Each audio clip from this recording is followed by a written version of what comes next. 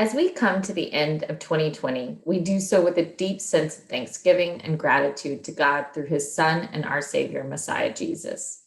The Advent season is upon us, and in my family, we celebrate Advent with a regular lighting of candles, carols, and family devotions. Like all family worship with younger kids, sometimes it's a really sweet moment that our family separates the sacred from the profane, and other times it's chaotic and dissolves quickly. And in those times, we hope that the discipline of showing up to the throne room counts for more than the right spirit. One tradition we have is that each week, as we light a new candle in the Advent wreath, we add another verse to the hymn, O come, Emmanuel.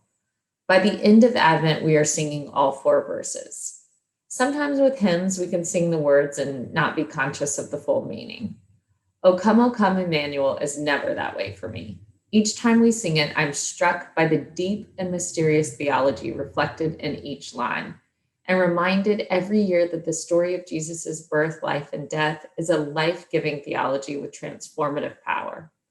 O come, Emmanuel is the carol to me that pulsates with messianic hopes, encapsulates the anticipation for the Messiah that runs throughout the prophets, and threads the promises of the Old Testament and blends them into the New.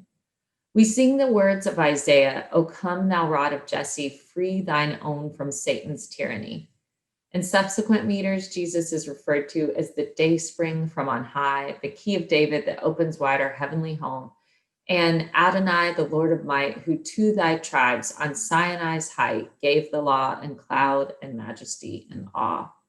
I love how the song paints the picture so beautifully of what Jesus was tasked to do as the long awaited, although little recognized Messiah of the Jewish people.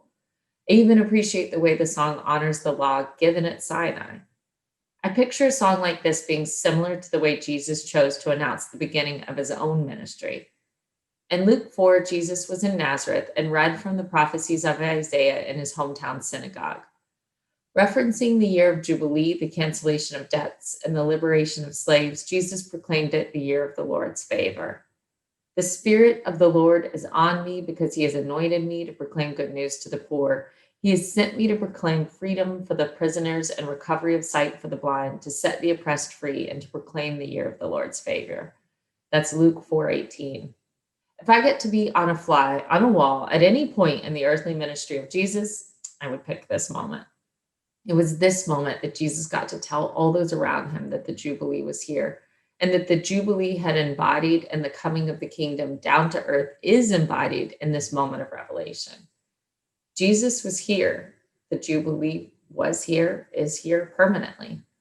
I want to wish all of you a Merry Christmas and Blessed New Year and Happy Hanukkah, and remind all of us that we are the keepers of something beautiful and huge. When we are walking within God's plan, helping to build the kingdom and resting in his hands, it's always a good year. Shabbat Shalom.